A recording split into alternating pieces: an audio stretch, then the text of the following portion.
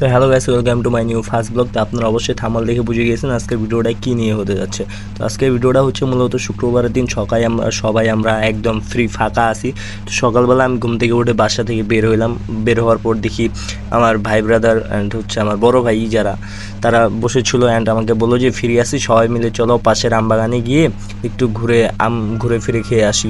তো আমরা সবাই মিলে রেডি হয়ে একটু মনে করেন লবণ টবণ সব কিছু মিলে নিয়ে চলে গেলাম। ওকে, তো আসার পরে আমরা এই আমবাগানে চলে আসছি। আমবাগানটা দেখতে পাচ্ছেন, এটা হচ্ছে আমাদের পাশের এলাকায়। বাগানটা অনেক সুন্দর অ্যান্ড হচ্ছে আমগুলাও অসাধারণ, জাস্ট অসাধারণ, বুঝছেন। বাগানের ভিতরের পরিবেশটা অনেক সুন্দর, ভালো লাগলো। আমি অনেকক্ষণ বাগানের ভিতরে ঢুকলাম, অনেকক্ষণ মানে ঘোরাফেরা করলাম বাগানের ভিতর ঘোরাফেরা করার পর আমগুলো দেখতেছিলাম, যেহেতু আমরা এখান থেকে কিছু কিছু আম বেছে নিব, যেগুলো আম ভালো হবে জাস্ট সেগুলোই বেছে নিয়ে আমরা এখানে একটা ফাঁকা জায়গায় বসে খাবো। তো দেখতে পাচ্ছেন বাগানটা কিন্তু আসলে অনেক বড় বাগান, তো অনেক সুন্দর বাগানের ভিতরে সৌন্দর্যগুলো। তো আমরা কিন্তু মূলত এখানে চলে আসলাম, বেশি জন ছিল না, আমরা অল্প কয়েকজন ছিলাম। এখানে ছিলাম আমি এবং হচ্ছে আমার বড় ভাই সিজান, আমাদের এলাকার বড় ভাই জাহিদুল ভাই, মিজানুর, মানিক, রিফাত, ছোট ভাই। তো আমরা সবাই মিলে একসাথে গেছি।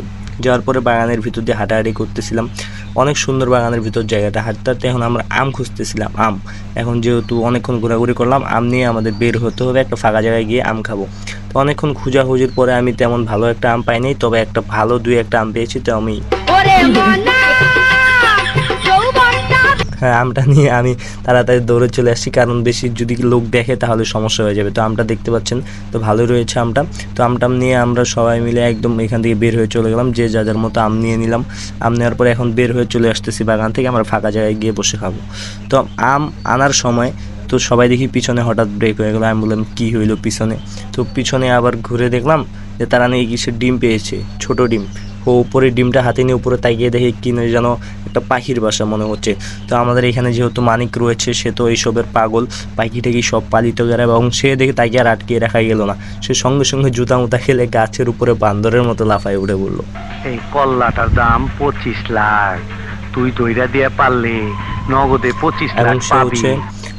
গাছের এই চিপাচাপির ফাঁকা ফুকা দিয়ে সে উঠে যাওয়ার পর দেখে সেখানে নাকি দুটি পাখি ছিল। একটি পাখি হাত দিয়ে ধরেছে আর একটি পাখি পুরুত করে উড়ার দিয়ে চলে গিয়েছে।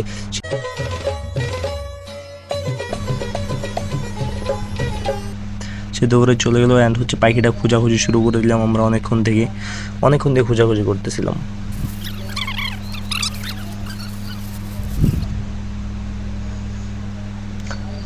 এই যে খোঁজাখুঁজির পরে যার পাখি, সে মানিকি, সে গাছ থেকে নেমে আসলো। সে কিছুক্ষণ খোঁজার পরে আমরা পাখিটা পেয়ে গেলাম। একটা পাখি তার হাতে ছিল, দুটা পাখি ছিল হয়তো, একটা পাখি তার হাতে ছিল আর একটা পাখি নিচে পড়ে গিয়েছিল। পাখি দুটা নেওয়ার পর দেখতেছি এগুলো হয়তো ঘুঘু পাখি, এটা যেটাকে বলা হয় ঘুঘু পাখি, সেটা হচ্ছে ঘুঘু পাখি। তো পাখিটাকে সব কিছু ফেলে আমরা এখন চলে আসলাম সেই আমবাগানের এখানে। আমবাগান থেকে পাশে এখানে একটা ফাঁকা জায়গায়, এই ঘরের নিচে আমরা বসবো। যেহেতু গাইস আপনারা দেখেন যে গ্রামের পরিবেশ কত সুন্দর জায়গাটি, এখানে বসে আমরা সবাই আম খাবো। তো এই যে বিসমিল্লাহ বলে আমটা কামড় দিলাম। তো অনেক মজার ছিল আমগুলা, এটাই বলবো। অ্যান্ড আমরা ওইখান থেকে নিয়েছি যে অনেকগুলো আম নিয়ে আসছে, তো আমরা আম খাইতেছিলাম।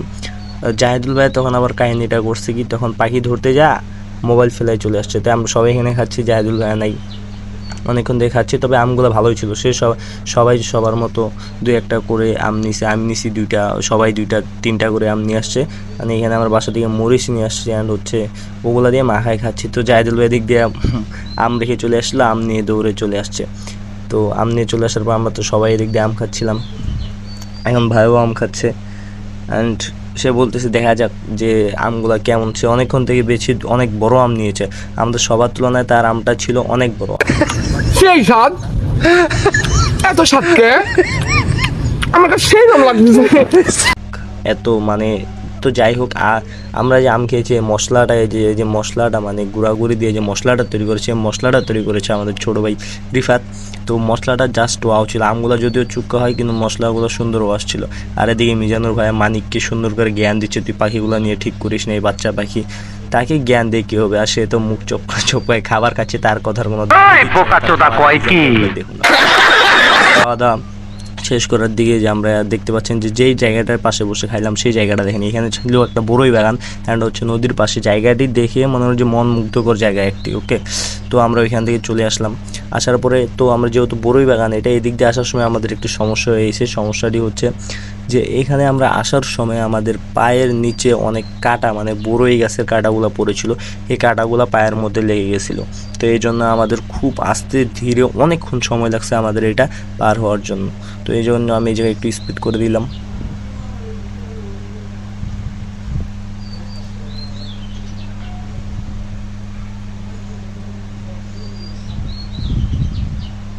তো অবশেষে আমরা অনেকক্ষণ আমি হাঁপাই গেছি ভাই, পুরা মনে করেন যে চলে আসলো এইভাবে, সবাই মিলে চলে আসলাম, একটা টাইমেও চলে আসলাম।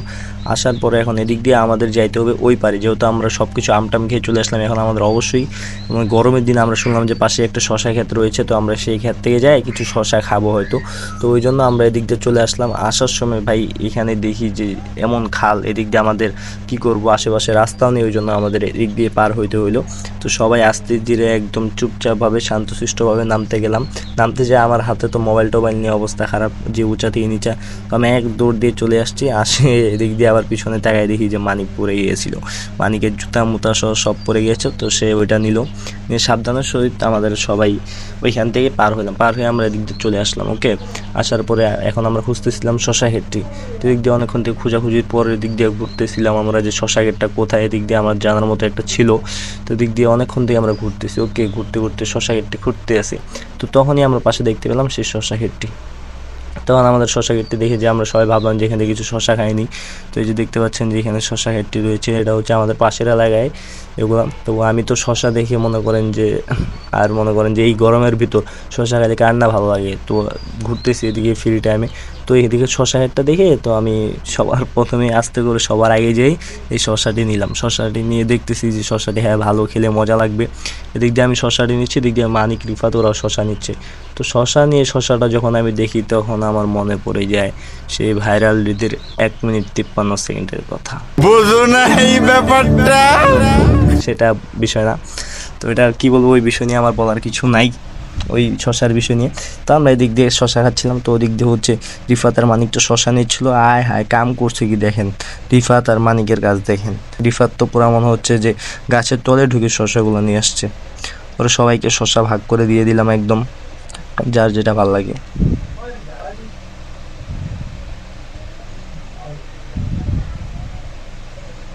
এখান থেকে সবাই একদম শশাগুলো নিচ্ছিল, যার যেটা ভালো লাগে সেই শশাগুলো নিয়ে আমরা আমাদের বাড়ির পথে রওনা দিয়ে দিলাম। কারণ অনেকক্ষণে আসছি আমরা, প্রায় 1-1.5 ঘন্টা হচ্ছে।